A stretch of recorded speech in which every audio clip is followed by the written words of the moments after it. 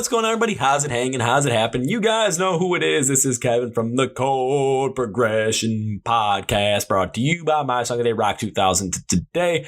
Yes, we got another special episode for you on a Thursday, June 4th, because, well, you guys know I'm just going to keep bringing the heat. But before we start, I'm going to go through my shameless plugs.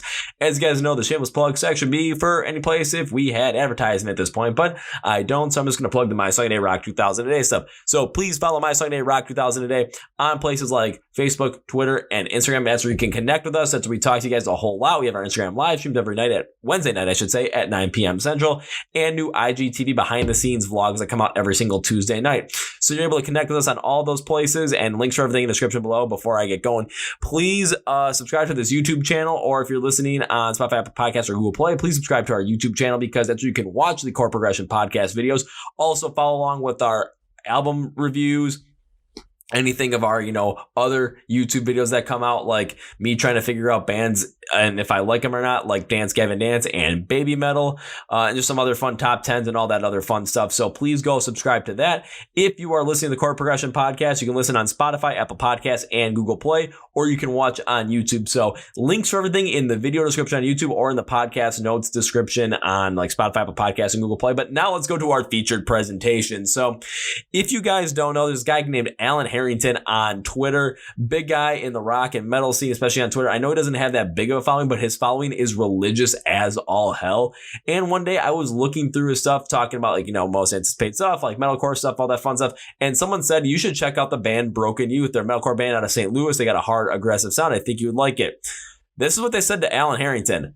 You want to know what I did? I just looked at him like, let's go listen to their stuff. It's aggressive. It has a little melodic tone to it at times as well. And it's hard-hitting, pulse-pounding, fast-paced. And I thought, you know what? Let's give a listen to it. Let's give it a shot. Let's see what happens. Let's see if we can get them on the Chord Progression Podcast. And now get ready for it. So these guys are coming out of St. Louis, Missouri. And this is our podcast, the Chord Progression Podcast interview with Broken Youth out of St. Louis. These guys are funny as all hell. You're going to love the first half hour where we just shoot the shit and go the whole entire thing. And then the next hour and 15 minutes after that, it is just all about the music, baby. So are you guys ready? Let's go. Yeah. Well, ladies and gentlemen, boys and girls, listeners of the Chord Progression Podcast. If I remember correctly, I found this band while I was on Twitter, and I was looking up someone that does a bunch of stuff like, most anticipated albums of the year, most anticipated songs of the year kind of thing. Does a lot of this stuff, and I saw in a comment, hey, check out this band, Broken Youth from St. Louis. They're a metalcore band. And myself, I thought, you know what? Let's just open it up, give it a shot, see what happens. After a couple of songs, I had to message them and ask if they want to be on the Chord Progression Podcast. And now, here they are. So guys from Broken Youth, welcome to the Chord Progression Podcast. What's up? Oh, not much. Yeah, as you know, we're just... Harrington? Was that the guy's name on Twitter? Yeah, it was Al Harrington. Oh, man. That guy's the G. He's awesome. I keep seeing all this stuff from him because he was, I've talked to him once, just a couple of tweets back and forth, nothing real big, but it was just something that I was doing that he liked, and I looked at his shit. I'm like, this guy knows what's up here on Twitter. So I just kind of started following his stuff. 110%. Yeah, but I'll say, it looks like a real nice day out there by you guys. Holy shit. Yeah, it's what is it, 80s? Yeah, it's like high 80, 70s. 80 flat right now. Yeah, sure. It's really nice out right now. Man, we got to get some of that back up here, because right now I think it was 65, 66, which is still fine because, the sun's out, it's blaring, but of course I got to be inside, shades closed, a lamp behind my camera so the window behind me doesn't shine through everything. Yeah. Just kind of got to make it work with what I got. Yeah, definitely. I think I'm a fall guy. I like the fall the best because it's that perfect kind of breeze, but it still can be warm some days outside. Yeah, kind of like that early October weather where it's it could be at low 60s, it could be low 50s for a high, but you're gonna get a nice cool breeze, and you can go out maybe sometimes in a short sleeve shirt, sometimes just a long shirt, sometimes a sweatshirt. You never know, but it's always gonna be nice and pleasant. And if you're going out playing football or soccer or anything, it's kind of this is the perfect weather because you're not gonna overheat, but you're not cold where you're gonna be sitting on the bench and thinking, okay, how many toes am I gonna have left after this game? Definitely. Yeah. Oh, man. There ain't shit to do now. I'll say, guys, because we've had haven't even introduced yourselves to the fans yet. So take the time. I want to hear who you guys are, what your names are, what you do in the band, and anything else you want to say. Because I've heard some like really weird things. Like people tell me like they're like astrology sign. I've heard people tell me just like some weird random fact about them. I mean, it could be anything. I just kind of like to go with the randomness of it because it's fun. Go ahead, Steve. You guys started off on live with you. Oh, okay. I'll see what kind of random. I'm Trinity. I do vocals. I yell and stuff, and occasionally sing. But he's actually more of a singer than I am. I don't know. It's like I should put like my Tinder bio and be like, oh, I'm an Aquarius. I'm 27. I'm single. I have 2 cats and a dog. That's pretty much it. What's going on, Keegan? Keegan, I play bass and sing. I'll also do a Tinder bio. My Spotify anthem is a Post Malone song, and I swiped right on you if you had a dog in your picture. Yeah, there we go. I'm Steve. I play guitar for the band. I'll do a Tinder bio too. Spotify anthem, Kickstart My Heart, Motley Crue. And swipe right if you're trying to come to the Fortress of Doom. Oh, God.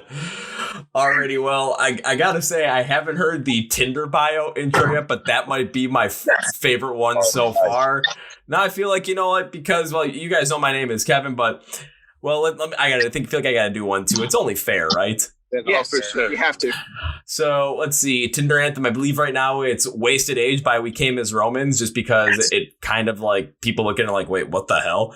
And then the bio is a fun little saying that I have. It's a blind woman once told me I look like her son. So I got that going for me. Love that. I love We Car. But no, I'm actually a dick. And when I had Tinder, my Spotify anthem was Waves. Oh my God. I'm not lying. I was like, I might as well plug Broken Youth to be a complete douchebag. That is bad. They're probably like, this guy's a prick. He's probably self-absorbed, so I don't want to talk to him. Hey, but then maybe they ended up like, you know, hitting the preview of it just to hear what it sounded like, and maybe you got some fans out of it. You never know. It could happen. That is true. Yeah. Unlikely. That's how we got all those. That's how we got all the Spotify streams. Is my Tinder. Oh yeah. Did it. Yeah. Pretty soon you guys are gonna have to go make sure you like download Tinder again just for the sole fact of putting your songs as the anthem and just seeing what happens. But then again, I mean, if you've got girlfriends or significant others over there, one thing you could always do is just put pictures of your dogs up there or just any dogs, just because who's not gonna want to just start swiping through pictures of dogs? Let's be real. Yeah, exactly. For sure. Facts. You could use your dog. You know, I actually know of people that get on Tinder to promote whatever they got going on. They got an OnlyFans or they're trying to get more followers on Instagram. I noticed that. Like, it's not much of a bio, but it's just like, hey, go follow me on so-and-so, you know? And yeah, I don't know. I met with this girl. She's really cute. And then she's like, hey, you want to buy my nudes? And you're like, damn it. You're like, I thought I had a chance. And you're like, oh, no, unmatched. Never used Tinder before.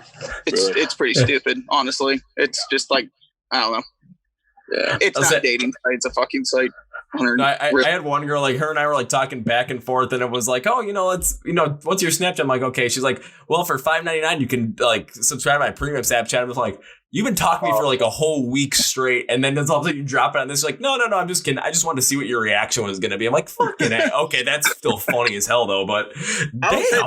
That's a grind right there. If someone's gonna talk to you for that long and then be like, hey, buy this, you'd be like, that's hustling to the max. Like that would be just a straight up deep hustle. But if that was the case, I was still gonna be pissed. But I'm like, I do have to respect the fact that you went that deep into it. But no, it was all just a joke. And she's like, oh, I just want to see your reaction. I just thought, damn, that was a good ass joke. I mean, honestly, if I was super attractive person and I would do the OnlyFans thing. I mean, fuck. I mean, people are making bank. Yeah, you can make a lot of money off of that. I got respect for all those people who do that shit because shout out to sex workers. Yeah. Let's go sex workers. Oh yeah, keep hustling. We're pro sex workers. Pro sex work. They're able to basically like kind of hack the culture in a way where it's like, okay, if people are gonna pay for this stuff, why not do it? You know? Yeah. Yeah, for sure. Why not make money? Yeah. Never a reason not to. Exactly. They're trying to make money with OnlyFans and just the people send them money for anything that they can come up with. And then there's me trying to make money through talking about music and doing all that stuff. And you guys trying to make money through making good music and all that good stuff.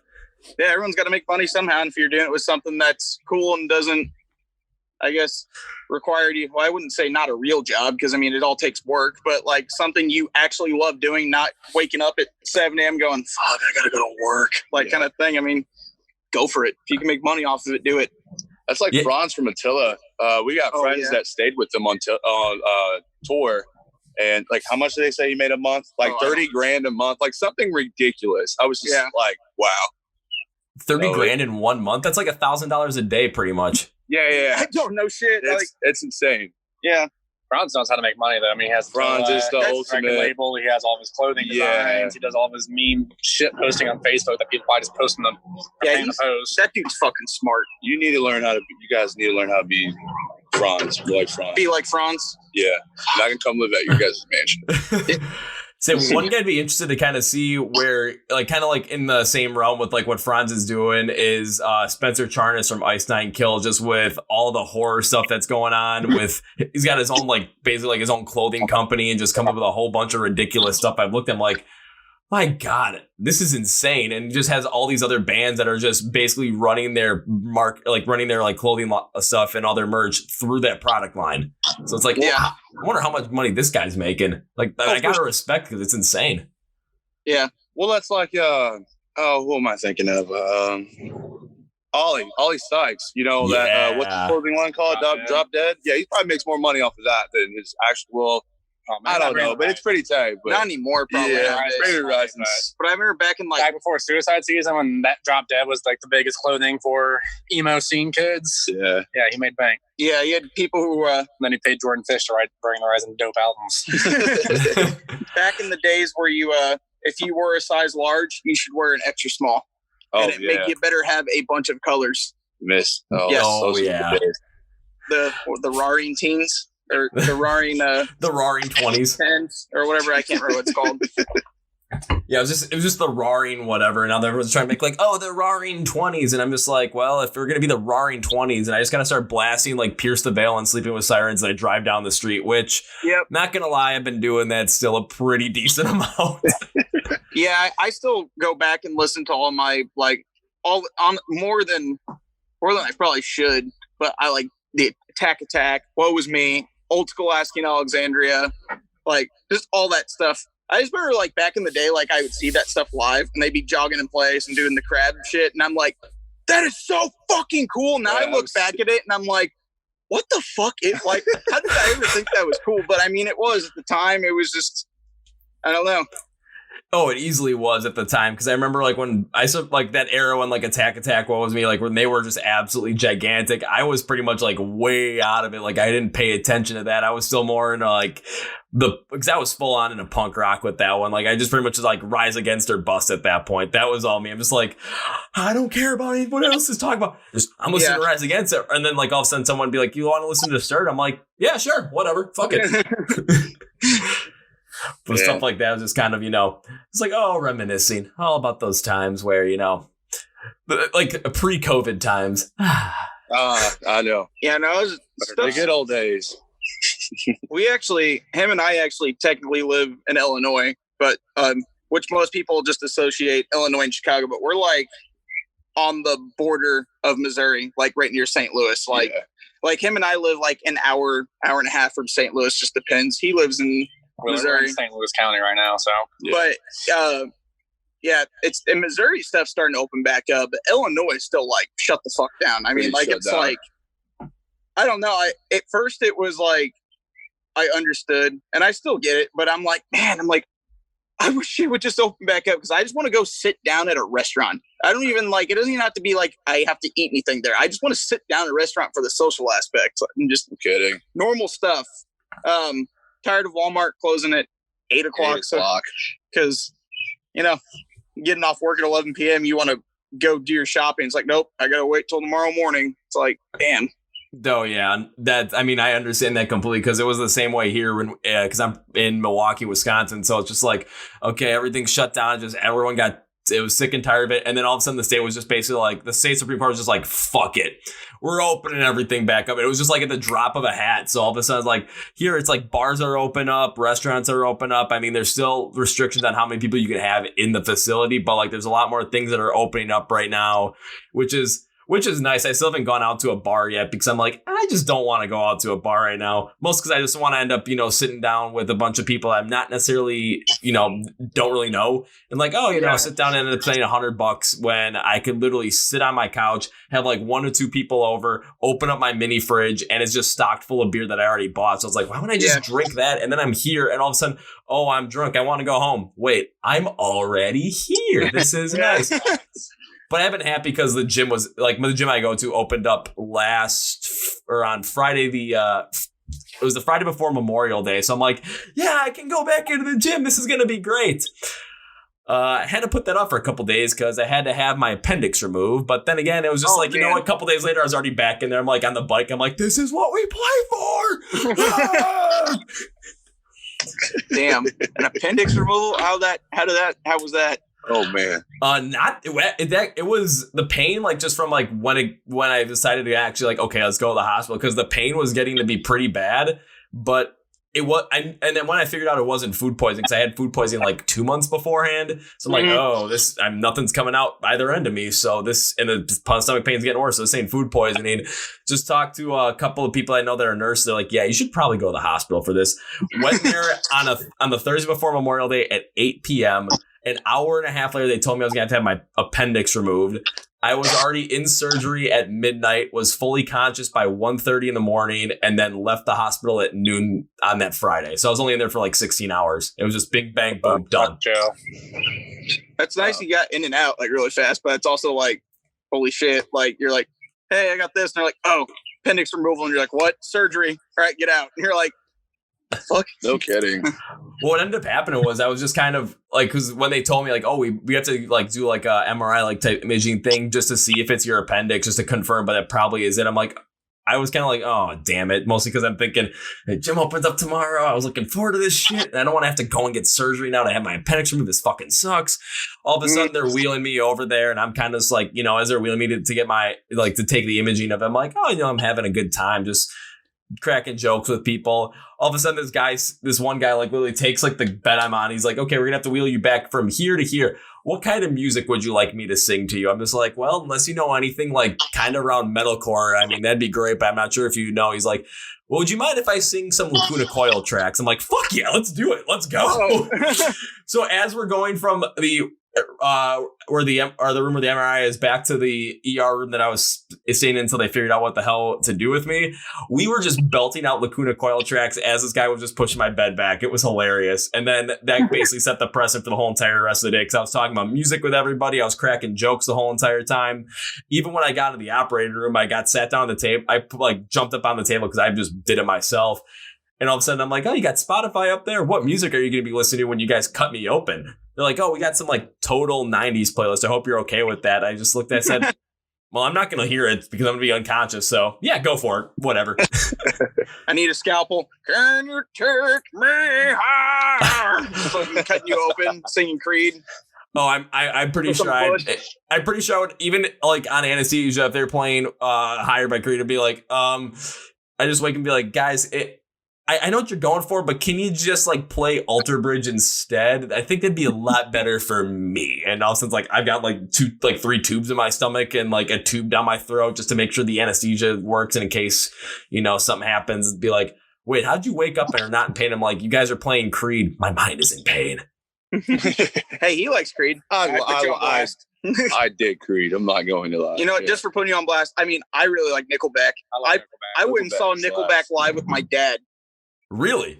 Yeah, I remember tweeting, and I said, going to see Nickelback with my dad. I said, go ahead and hate me all you want. And then I get back on my notification, says, Nickelback liked your tweet. And sure enough, it was the actual Nickelback Twitter. I'm like... That's insane. Like T-Pain liked one of my tweets one time. I was like, I can't believe I seen T-Pain live. It was a free show at it was this college town nearby where I live at this club. So like, I'll go. It sounds like he's not going to show up. And Jer said he was there, and it was sick. It was so sick. Especially for a free show, and it was awesome. And that guy's great, dude. I know he has all that auto tune, but he can actually sing his ass off. He's awesome. The acoustic stuff sounds really good. Oh yeah.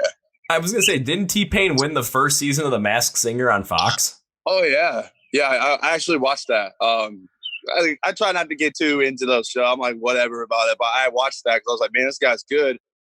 Did not know it was T-Pain to the end. And yeah, that's awesome. Yeah, he's a dope singer. All I know from that show was T-Pain won season 1, Wayne Brady won season 2, and after Wayne Brady won season 2, I'm like, they just should stop right now because no one's gonna beat Wayne Brady in anything when it comes to like celebrities trying to sing. Yeah, no kidding. The I think dude they is had just ridiculous. Chris Daughtry on there one time. Like he's a good ass singer too. I love. What do you think about Daughtry? Well, Daughtry was the opening act for Nickelback on that show. So Oh my God. I like Daughtry. Sick. Yeah. Idol. Yeah, he didn't even win first place. He got like third. Yeah, it's great. Who won? Wasn't that Taylor Hicks? He was like that Yeah. 27-year-old guy who had white hair or something Yeah. like that. Like he was gray haired. Yeah, I remember like he was good, but like it's funny how a bunch of like those American Idol singers will win first place when like these giant contracts with giant labels and a bunch of money, and then they'll put like one album out and then you'll never hear from them again. Yeah. I'm like, what happened? Like Ruben stuttered. I think his album flopped.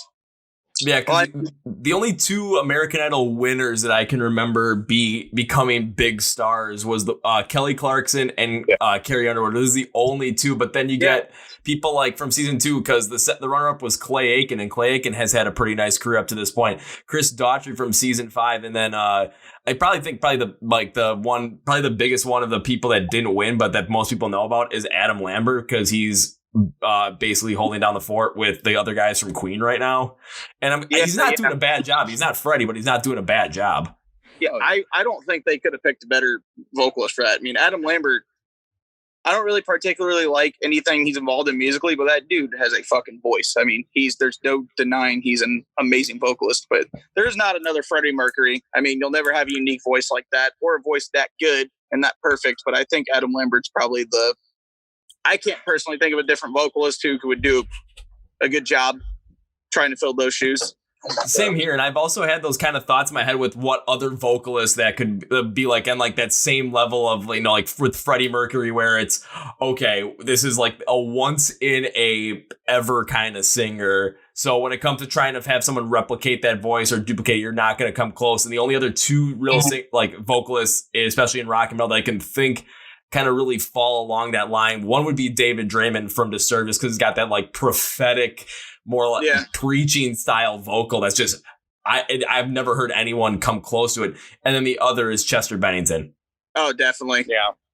We covered One Step Closer by Linkin Park for a while in our set, and every time it would get to the chorus, I'd like try to like sing it, and I was like, man, I feel like I'm just doing such disrespect to him because like I couldn't get my voice to sound like good, like just because I keep thinking of his voice. I'm like, damn it. I'm like, it was very frustrating. So I was like, I guess I'll just do it how I would do it. But it was like still kind of like, I don't know, strange. I was like, that dude's got, I'm a huge Linkin Park fan. That was like one of the first ever albums I ever bought was Hybrid Theory.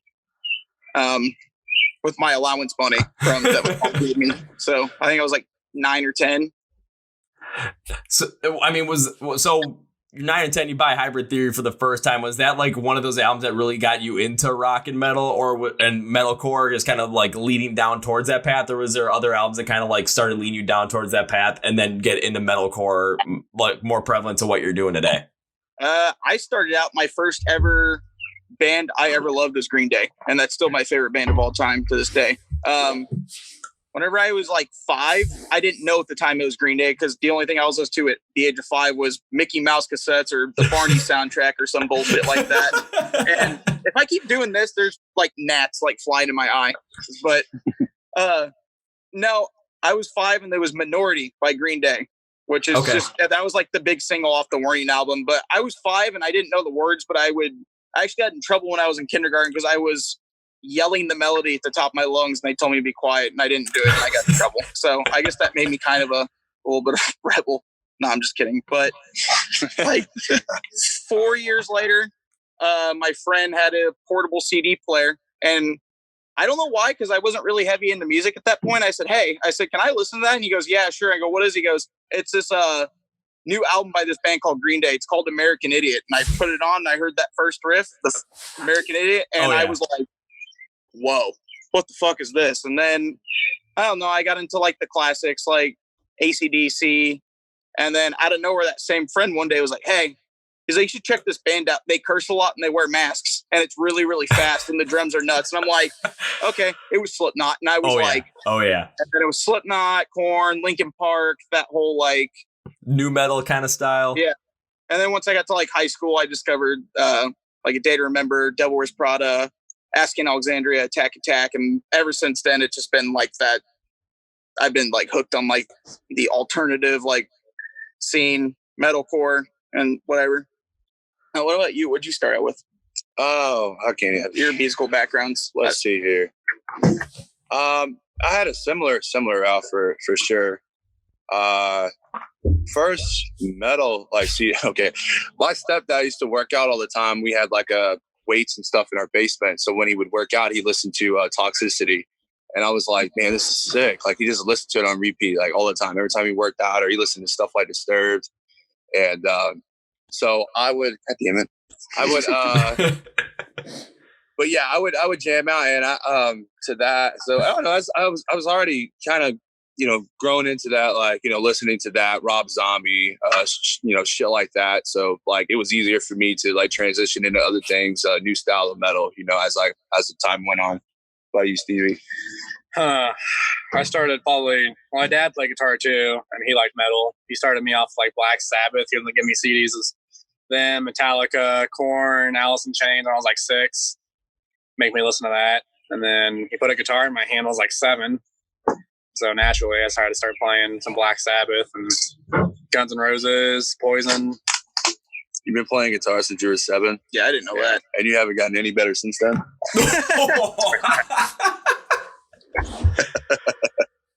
I was just kidding. Honestly, I can't think of like a better guitar player I ever played with.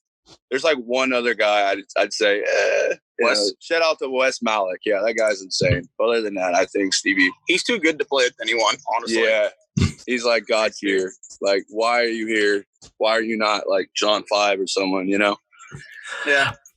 But I mean, if he's saying that you haven't gotten any better since you were 7, I mean, you must have been just like a killer prodigy when you were 7. My God. I like to think I was more impressive when I was a kid. I mean, but it was also like I was so young. Like, but I was actually good when I was a kid. Like by the time I was 10, like I was basically spending all my money. I saved up money for like a year or two just to buy a guitar, and I dropped like $950 as a 10-year-old. Would you play at like talent shows and stuff? No. I hated it. Everyone always wanted me to like play guitar there. I'm like, I play metal though. Like no one wants to hear that. Yeah. I can't, just from moving around school to school to school to school, like growing up, just from moving around when my dad was in the Navy, I can't tell you how many talent shows I've been to every year. And I swear to God, it was like once a year, it's like, and we got whoever from this school playing Crazy Train, and it's like a shitty like Line 6 combo. Now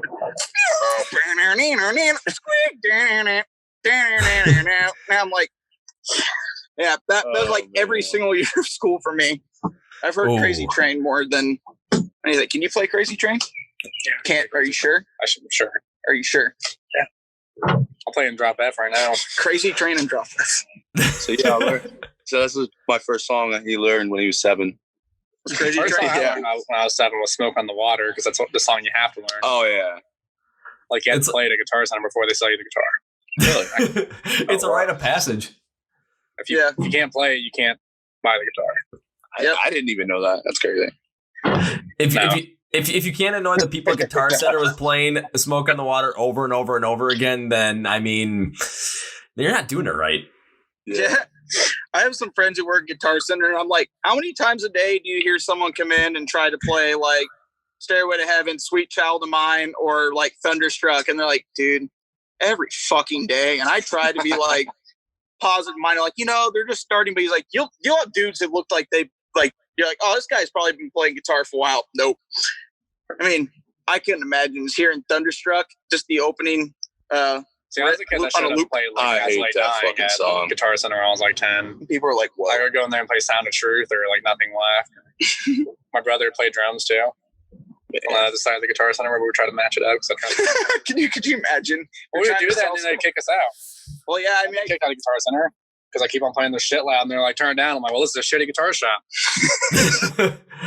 If I work at lives in greater St. Louis area, go to Swing City Music over Guitar Center. Yes, that's where I bought my Stevie took me there because I was like, man, I really need to get a 5-string because I didn't have a second bass at this point. I had my Fender American Jazz, which actually brothers, he just lets me use it. And I was like, well, I actually technically need my own bass and I need a second one because we were started, doing like Beneath Me and Waves, which are in G sharp and drop F, which for people who don't play guitar, that's really low tunings, requires like fixed string gauges and stuff like that.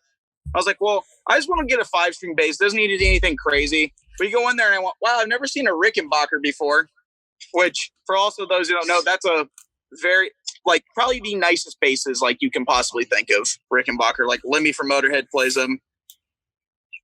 And Stevie goes, you won't buy this 5-string Rickenbacker. I'm like, dude, it's like $2,000. He goes, you won't fucking buy it. And I went, and we walked out of the shop with a fucking Rickenbacker. And I remember waking up the next day and thinking, oh no, what have I done? Because I looked at my like checking account and I was like, oh my fucking God, what have I actually done? I'm like, I spent all of my money on a Rickenbacker. And it kind of took me a minute to bounce back from that. But you know what? I don't regret it because it's the best sounding bass in the world. Hey, as long as you don't regret it, that's what matters. And I love the plug for the local shop, though. That is what I'm talking about. Yeah. I always plug them. First time I went there, I was just checking it out because I was in a band before this one. And we showed up, we're going to Loden. And the dude that played bass in the band at the time told us Loden was at 3. So we're almost to St. Louis by 3, about to play the show. Loden's not until 5, so we go to this music shop. I'm just checking out the guitars and like playing a little bit, playing it quiet, just like keeping myself. And this one of the employees comes with me, like wheels in a Fender Bass Breaker 2-amp head on a 4x12 cab, and he's like, "Rip this shit!" And like starts turning up all the way while I'm playing. They're super, super friendly. I was like, "Yeah, this is where I want to buy stuff." They're not pushy either. Like they won't like if you say like, I don't know. They're not like, oh, well, we offer this program. And if you're like, no, they're not gonna be like, well, we also like, they're not pushy. They're super, super, super friendly. And I don't know. I'll definitely, if I ever get another bass, we'll go back there 110%. And they can get editions of like Gibson and Fenders that aren't allowed to be sold online or at Guitar Center because they have to be like local shop only editions. Oh, really? Mm-hmm. Oh, I didn't know that, but it's kind of nice where it's even if you're on the fence about it, what this shop's gonna end up doing is they're gonna make sure that you are gonna buy this because you want to buy this and that you're gonna really take care of this and end up playing it and you are invested in it. Where if you went somewhere like a bigger box or like Guitar Center where it might more or less be trying to push the sale, it's like, well, I'm not sure about this. Well, we offer this program. They're more or less trying to push the sale than they are trying to push. Like the investment into a instrument or investment into music. Yeah, absolutely. Then whenever you get the display or when you see the display, they're like, all right, hold on one second. They're going to go to the back and grab one of 1,200 guitars of whatever they have in the back. Just throw them, be like, here you go. And you don't know if that guitar's been fucked up or not out of that box. I don't know. I could actually have that wrong. I haven't bought anything from Guitar Center except strings. Anything. If you grab a guitar off the shelf, you just tape that guitar. Oh, really? I thought they had a shit ton. I never bought it. I bought a guitar there one time because it was a Black Friday sale in 2015. I was like, I want a 7-string, and there was a $200 7-string. I was like, well, I could have been talking out of my ass like an idiot then. So if I was just grabbed it off the display and rang it up and then gave it to me. But I'll say, don't worry, man. On this podcast, I always talk about mistakes and like screw ups that people do when they're talking, and most of the time they're on me because I always end up coming up with something stupid. I'm like, and that's my one mess up for the day. So later on down the line in this podcast, that's probably gonna end up happening. So you won't be alone on that. Yeah. So back more towards Broken Youth, because we've basically just kind of been shooting this shit the whole entire time. I absolutely love it. Don't mind about that.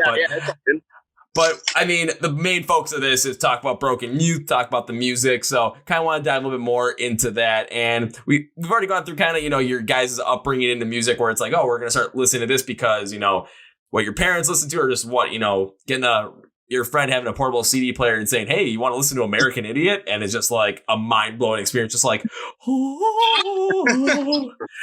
So you guys were getting into music. You guys got more towards the style that you're with right now with more metalcore.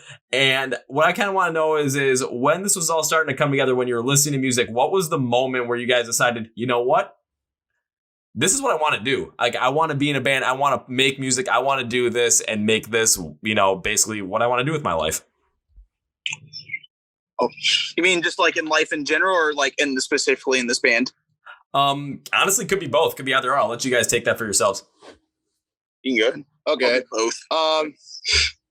See, for me personally, there was first it was a thing to do. There was a local venue that was a few blocks away from where we lived in my hometown, and every weekend they would have shows, and so it was just something to do. Like, all the kids went there, all our friends went there, so I was like, okay, yeah, I'll go. And I started going and watching these bands and being so amazed and so like intrigued with how people like bands are, and just like that show. And it was just so cool, and the atmosphere and everything. It was just like, I was so attracted to that at such a young age.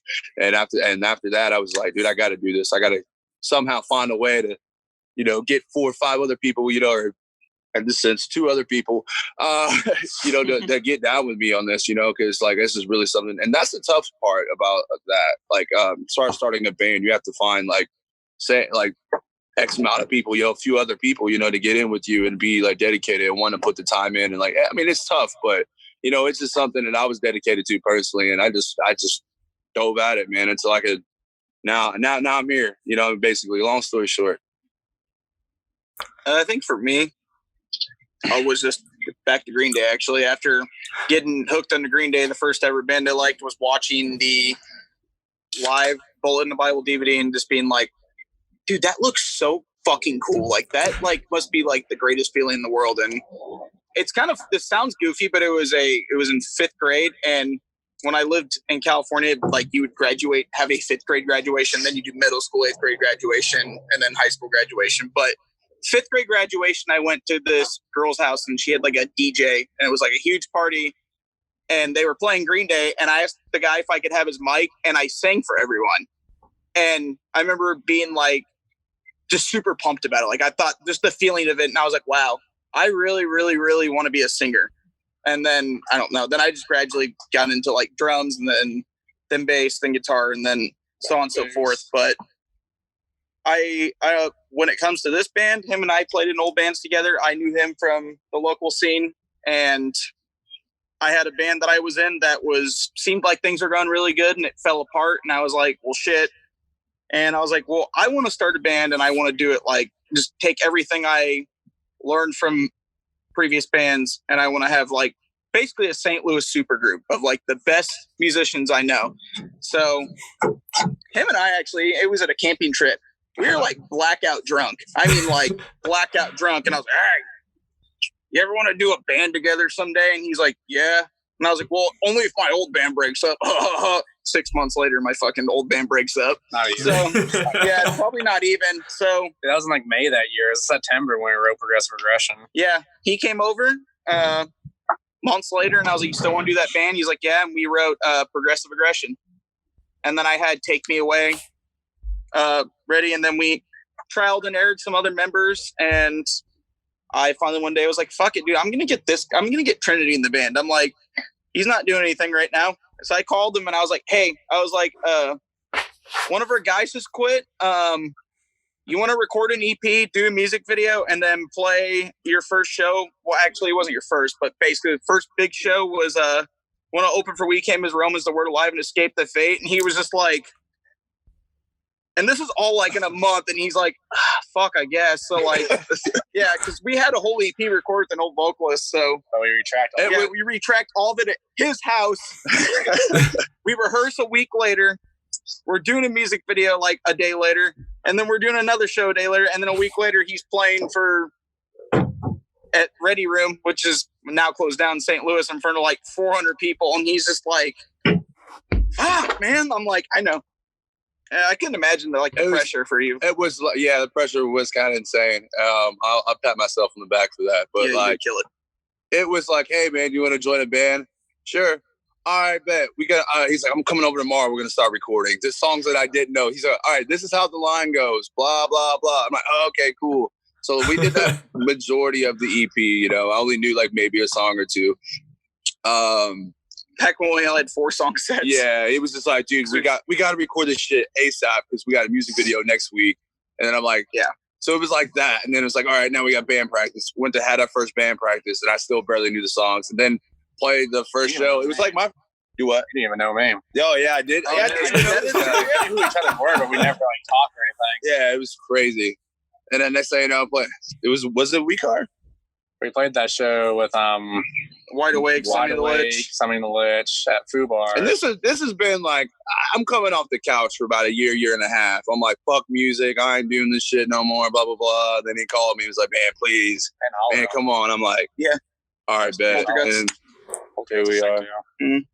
Yeah, we played that sick local show. And then like 3 weeks later is when we played that. Yeah, it was other show. Pressure was on. And I don't know, these guys always call me Band Dad because I kind of just, I don't know, like I don't know. Why do you guys call me Band Guy? Because you're the one who manages the shit. Right. Okay, manages, but yeah, but it's better to call you Band Dad because you're in the band. Yeah, it's true.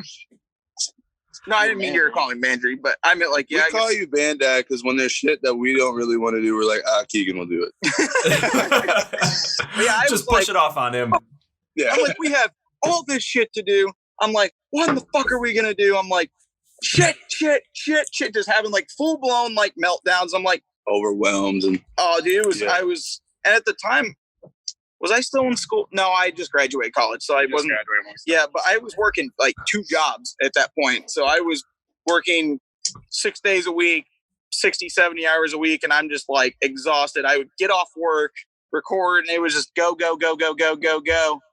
And then we got some room to breathe, and it was good. And that's how we did the entire Blur EP that we did. Him and I and our old vocalist went up and recorded in Philadelphia with Mitch Rogers. He plays in a band called Burials.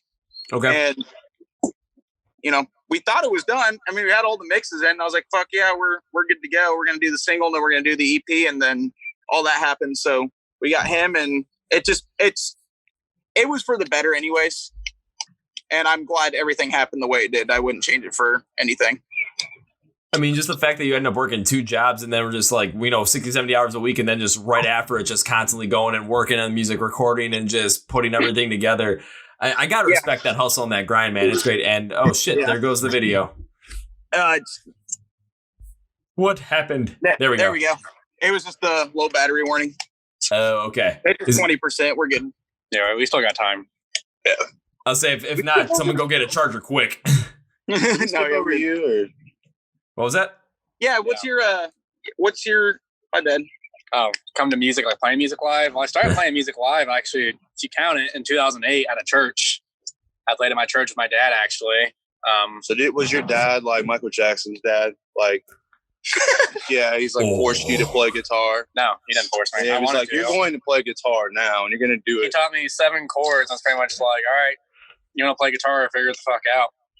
Which is the best way for someone to learn. I hate when people are like, I need this instructor. Like, you don't really need an instructor. You need YouTube or ultimateguitartabs.com or just a good ear. Yeah. And practice. Yeah, I'll be honest. I have like no musical theory whatsoever. I think I can read sheet music a little bit on drums for like snare, but like I have no musical theory whatsoever. I don't know. I'm just an idiot when it comes to that stuff. So, I mean, are you just solely based, building the style and just learning basically off of how it sounds and just kind of like just picking it apart in your head, creating like kind of your own way to, okay, this is why I'm playing this is because I did this and this is how it clicked in my brain. So I'm going to go like that. And if someone gives you sheet music, probably be like, what does this say?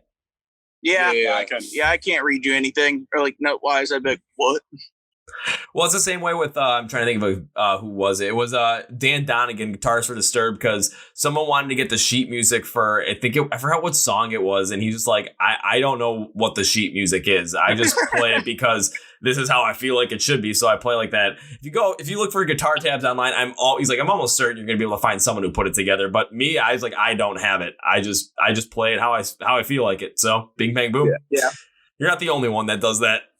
Yeah, that's probably good. the case for most people, honestly. I know more guitar players I know actually just like learn stuff on their own or with guitar tabs, and then that's it. They can't read sheet music. I honestly know any guitar players that can read sheet music. Yeah. Even Zachy Vengeance from Avenged Sevenfold, which I know he's not Sister Gates, and Sister Gates is lead, but he's like Berkeley kid and stuff. But Zachy Vengeance is like, dude, I couldn't tell you the name of chords on a guitar. I can't tell you anything to do with notation, which that amazed me because it's not like Avenged Sevenfold's playing easy shit. No, God, no. But it's just the fact of the matter is it's just shows something more where music is all about kind of how you perceive it and how you connect with it. Because some of these most amazing musicians, they couldn't read or write sheet music, but it's like, oh, I'm going to put this in here and write it their own way. But it's like, you know what? I'm going to put this in here, and this is because it's going to sound good. And it's just, how do you write that out there? He's like, well, this is how I write it. Who cares? And it's just bing, bang, boom. Then you know how to do it. It all depends upon how you connect with it. Yeah. Just the weirdest way ever. But there is one thing I really do have to jump on with you guys, because you mentioned this and it kind of threw me back a little bit, and I got to know how this happened. How in the hell did you guys open for the Warlight Escape the Fate and We Came as Romans? Him and I's old bands, and actually all of our old bands, there is a promoter. There's a promoter. Yeah, his name's Mike Judy, and he's pretty much like the big, like, he does like the big shows, and he does smaller shows too, and he always, has locals. And that tour was on that I Prevail tour, but I Prevail wasn't on that show. It was like an off date type thing, so they needed one local, and we all had a good like relationship with him about like booking shows. Like, we're really, really good with ticket sales and stuff, so we just asked him if we could have it, and because we had played with like Slaves before that with him, and we did really good on ticket sales. We actually Drew had like really good crowd response tonight too, which is awesome. We had a circle pay that night, lot 242. Yeah, that was cool. Basically, we've been on our shit, and we were just at the right place at the right time. Yeah, and we just asked him. A lot of times we just get lucky with it. Like when we played with I Prevail and Bad Wolves, and that was fucking stupid. Yeah, that was like insane. Actually, I looked at my memories. That was like 2 years ago. That was just that was like 3 days and 2 years. Yeah, ago. I asked him. I had asked the guy who owns the venue, Pops, because they also work with Mike Judy. I was like, hey, I don't know if this needs any locals. I know I only see I Prevail and Bad Wolves. And he was like, okay. And then they got just out of fucking nowhere. It's like 2 weeks before the show. 2 weeks before the show. They're like, all right, here's 60 tickets, $25 a piece. You guys good? I sold those tickets dude, crack. I didn't even have to I literally said, here's the show. And people were like, you got tickets. And that's like probably the only time where people actually, the tickets just disappeared like within a heartbeat. Because most of the time it's usually, I'll come to the next one. Usually like I'm out of tickets like the day of, like that's when I sold my tickets. But that show, like I was out the week or two, like pretty much instantly. Yeah. I was like, you guys got to buy it at the door now. Sorry. We got to pat ourselves on the back for that, because any other local band, I feel like, could have easily crumbled in that situation. I walk out, I'm like, what's good, St. Louis? And they shine the light on the crowd, and there's 1,200 people there. And I was like, oh, fuck. Like, that's when I usually don't get nervous with shows. That right there, I slightly started to get, I was like, oh my, wow, this is happening. Like, yeah. I remember being so nervous. I didn't tell you guys this, but I was so nervous, and I was like, Jaeger bombs. Where are the Jaeger bombs? I was like, gulp. Dude, I did like 3 Jaeger bombs and took and drank like chugged a beer, and then was like, let's fucking go. And then I don't know. That was stoked. You guys are nervous. I was like, I was pumped. I mean, I was pumped after the alcohol, but I mean, that was a highlight show. But that's still, you know what? That's still not my favorite show we've ever played. Really? Yeah. No, probably not. I liked the Chris Memorial Show. Yeah, the Chris Batzel Memorial Show. There was a kid in our area who was like very, very, very involved in not only just St. Louis local music, but just local music in general. He loved everything. I mean, he loved the 80s glam. He loved thrash metal. He loved metalcore. He loved everything. And he was the first dude I saw ever like sing our lyrics back to us. Playing live. And that was like our second and third show. Yeah. Oh, wow. He was that into like local music, and he was at every show, or most of them at least. He was always at the venues. He was always front row, like high energy. Yeah. Super nice guy. He had kind of something like you're doing. He had like a YouTube channel called Slam Dance. He'd interview local bands and bigger bands. He interviewed what's one of the bigger bands he done? He's done Doyle. from Misfits. I mean, he was really he's done Black Dahlia Murder. He did a bunch. I know there's some really, really bigger ones he's done. When he kind of friends with dudes in Kiss. Yeah, when he passed away, they sent him a casket that was like Kiss themed casket when he passed away. Yeah, like Gene Simmons posted about it on something too about him. Yeah, Alice Cooper posted about it. Like he was like that's how much of an impact he had. But unfortunately he was heading home for his brother's birthday at his parents' house, and there is some piece of shit who was fleeing from the police, evading, I think it was a drug charge or something, and he hit him and he died. He got killed. And correct. So they had a huge memorial show that originally was supposed to happen in January, but the weather was like horrible. So it got rescheduled, and it was to Super Bowl Sunday, believe it or not. Oh, wow. And I was like, it doesn't matter I want the turnout to be good because, the money was going to his family for, expenses. Actually, I think they donated it to they donated a charity. But I thought they donated. I was like, I don't know if it's going to do well. It was still like packed. And that show was the shit. I mean, it was fucking awesome. That was a lot of fun. Yeah, that was one of the best shows we ever played. That was at Foo Bar. Now, was this show in 2019 or was this show in 2020? 2019. Yeah, beginning of 2019. Okay, so I was gonna say, because with you guys being based in Missouri, Super Bowl, if it would have been for on Super Bowl Sunday 2020, I'd been like, I'm pretty sure the state's gonna be watching the Super Bowl because it was, the Chiefs were fucking playing. That's your team, man. Let's go. No, it was during that Super Bowl, that Snooze Fest one. It was like the Rams and the Patriots. Yeah, I didn't even watch a lick of that shit. I was like, this is so boring. And I felt like that was supposed to be our year anyway. So I was just so mad. I was like, I'm not watching this shit. I don't care who wins.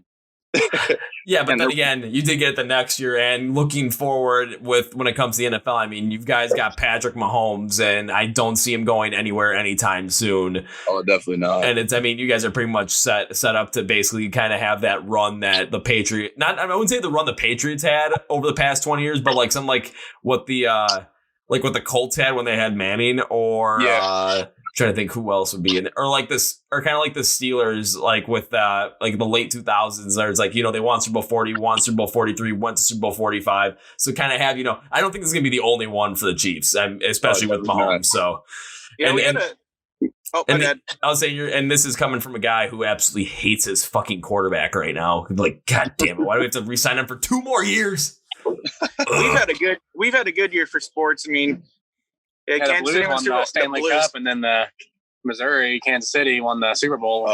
We went downtown. We went to Ballpark Village in downtown St. Louis with 2,000 people in there. When they won, it was like 3,000, and then Busch Stadium was sold out. Enterprise Center was sold out. 16th and Market Street. That was so fun. And then the beers were like dangerously cheap. They were like, it was $4 for like $4 beers. I was like, beer. Fuck, I showed up with $200. Let's get fucked up. Dude, I checked my checking account the next day and was like, whatever. I mean, the Blues fucking won the cup, but dude, totally worth it. Oh yeah, fucked up that night. Oh man, I was running through the street shirtless, knocking over traffic cones, going, "Let's go!" And the cops were like, "Let's go!" Like, dude. They were like, "We fucking did it!" Like everyone was celebrating. It was like a riot awesome. that night. All of St. Louis was packed full of people, and there wasn't a single arrest. Yeah, it's crazy. Oh wow! It's also the huge hockey event of all time. Yeah. The championship game. Sick. And they had one of the biggest parades ever too. Biggest per population. Yeah, for sure. Like the size of St. Louis, like how the Cardinals have like the second largest attendance in the MLB, like 45,000 average a game. Mm-hmm. I think the Yankees beat that a little bit. But St. Louis is 2 million people. New York is like 30. I'll say I don't think the Yankees beat that in attendance just because the Yankees don't sell out every single game. I'm trying to think who has the top of 10, who like consistently has the top of. Is it the Giants? I just don't know who it is, but I know with Cardinals fans, it's just like because looking at St. Louis too, it was like when the Rams are going back to LA, it was like from looking online and everything, like St. Louis didn't give a shit, but if somewhere like, oh, the Cardinals might be leaving, I'm pretty sure you guys would just have like a full on riot just because it's a baseball town there from what I've seen. St. Louis has really turned into sports town in general, because not only the Blues have their run, Cardinals have always been huge, but we had the XFL Battlehawks, and we had like the most popular team in the NFL or the XFL. Yeah. We were doing really well. Our quarterback, and now he's back up to Patrick Mahomes. Oh yeah, that's right. I forgot about that. Yeah, we damn. just done. And those are sold out games every week. Every time we had a home game for XFL, it was sold out. Tickets were dirt cheap. I always wanted to go to one. Thanks, COVID. Yeah, no shit. Yeah. COVID's ruined everything. Well, I mean, we've had. Well, yesterday should have been our headliner show at this new venue called Red Flag here in St. Louis, and that's being rescheduled for a later date if it happens for that date. And then we were supposed to play All That Remains at Pops, and that obviously got canceled. And I don't think that's going to. I feel like that won't get rescheduled because that was a one-off date for a tour for him. Yeah. They would have something to us too. So yeah, so it's kind of announce a show at the new date, not even tell us. You guys are playing this day. like, okay. Also, don't worry. Don't worry from a fan perspective as well, kind of on the other end of that, on the other end of the stage, I should say, it's the same way where it's just, from my perspective, I'm just getting continually frustrated because it's every single time I see like an email from the rave here in Milwaukee or from any other venue I've been going to, it's like already this show, because I've already missed out on, let me think, Bad Omens, because I think that one got canceled, missed out on Devil Wears Prada, We Came as Romans, it got rescheduled, but I had to get a refund for that ticket because it got rescheduled for a date something else got rescheduled for that's a little bit more important. I'm like, fucking A. Black Veil Bride's in this moment, Against Me, Less Than Jake, Volbeat got canceled. I'm pissed at that one. I think it was Ginger or Gojira, I can't remember which one. Ambi Affliction, Sleeping with Sirens, As I Lay Dying, Deftones got rescheduled, Breaking Benjamin and Saint Asonia and Bush, that got canceled. I was going to go see Skill again, that got canceled. I'm like, everything's getting fucking canceled. Everything's getting postponed. And I just want to get into a freaking mosh pit. And I'm pretty sure, because I haven't been in a mosh pit in over 2 months, that's when my appendix burst. It was like my body had to hurt me some way. See, you heard it here first, folks. If you mosh more, your appendix won't explode. It's endurance. Yeah. Exactly. I mean, for me, it's like I might get, a huge cut above my left eye. I might almost break my nose, but it's worth it. It's all cosmetic damage. Yeah, it's all fixable. But yeah, a lot of those shows you listed, I got canceled for me too. I had, I definitely that Amity Affliction show because I'm a huge Amity fan. I'm an idiot, and I didn't get work scheduled off for the We Car show, and it came to St. Louis as like the second date, and then I saw the set list, and I wanted to like stab myself in the eye with this. What is this?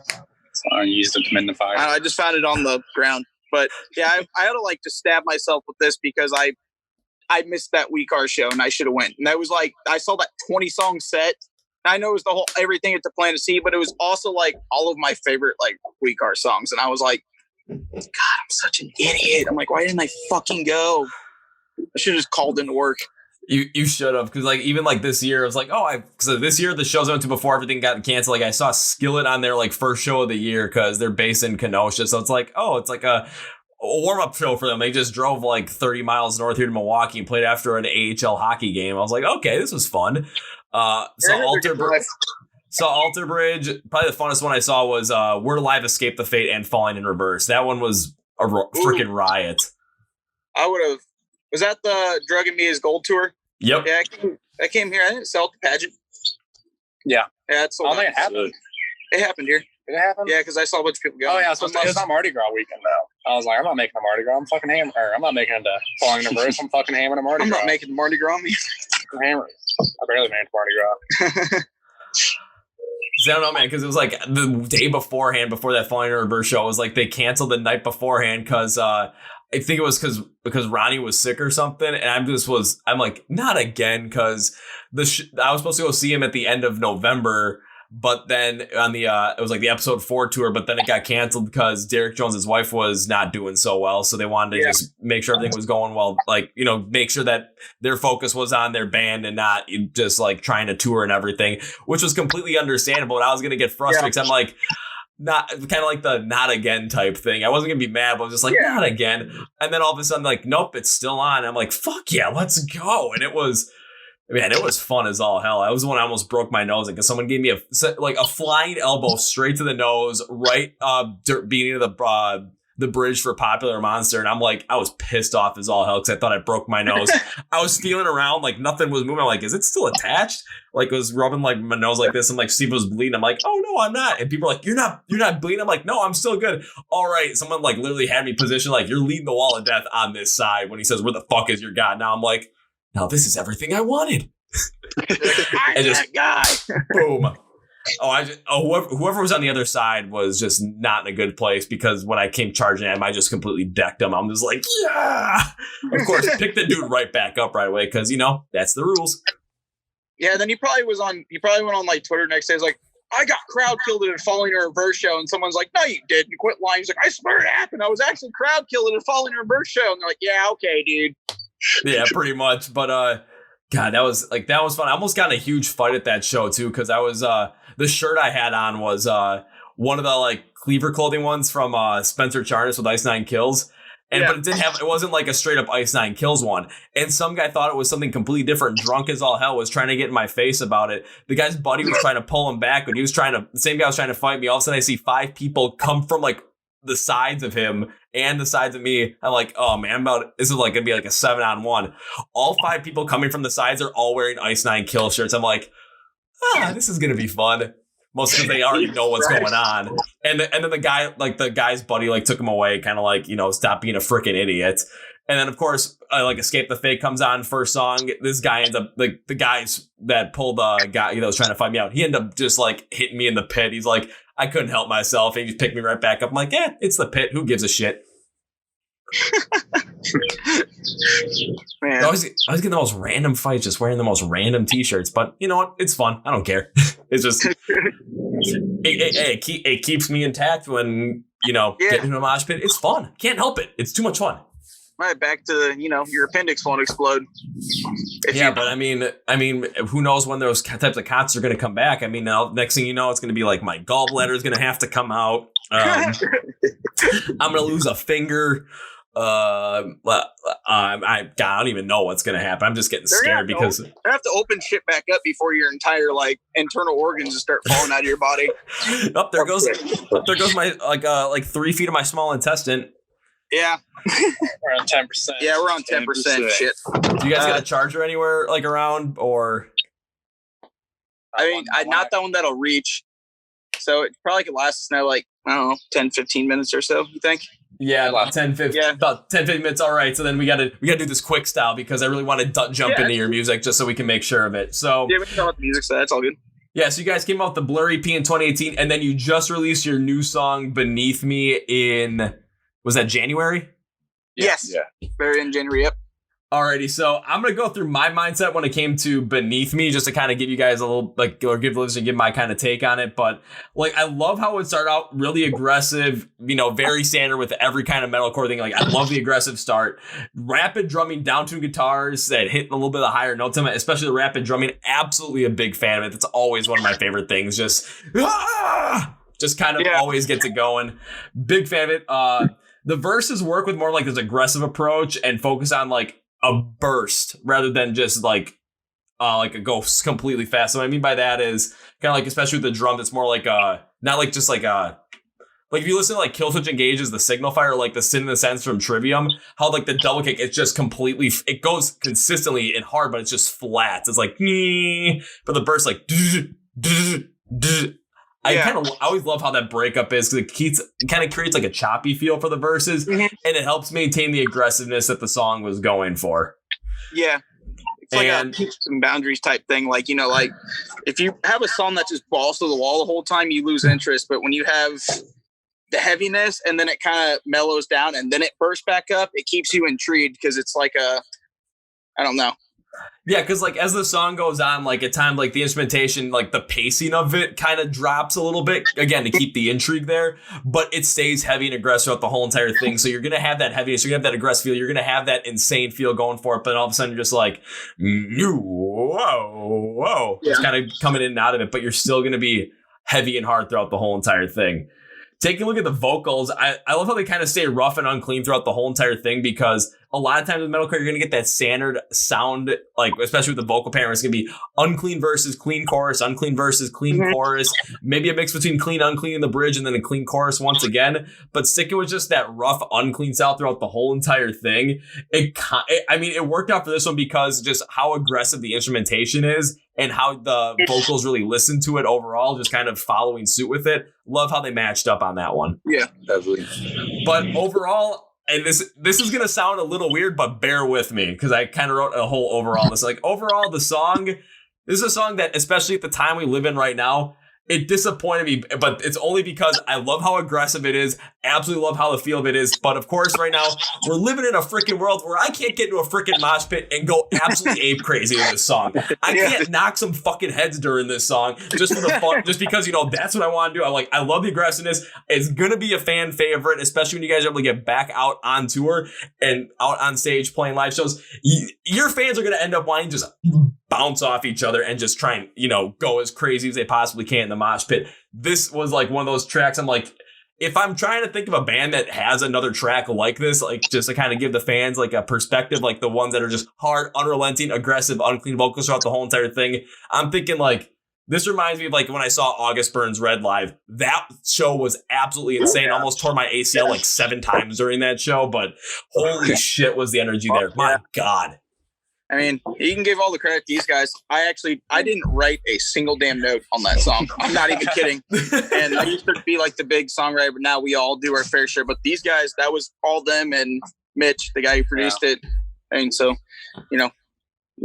that's all them. I was just there for the ride. Like, all right, I like this song. It's heavy. I can knock heads to it, just like you said. That was also like the last song me and Mitch had in that writing session. Because that Beneath Me was actually written 2 years ago. Oh, wow. And we actually have some music we just been sitting on for a minute, but now it's kind of like the end of this writing session, like, because we're doing the instruments, me and the producer, and we just want to write a heavy beat down song that's just relentless and kind of easy to play and just straight to the point. And that kind of just popped up in like 3 hours. I'm like, oh. Yeah, I just remember hearing, and I was like, that's sick. I said, all right, I'm gonna go get food. I'll be back. And I came back and you're like, yo, check this shit out. And I'm like, well, that was fast.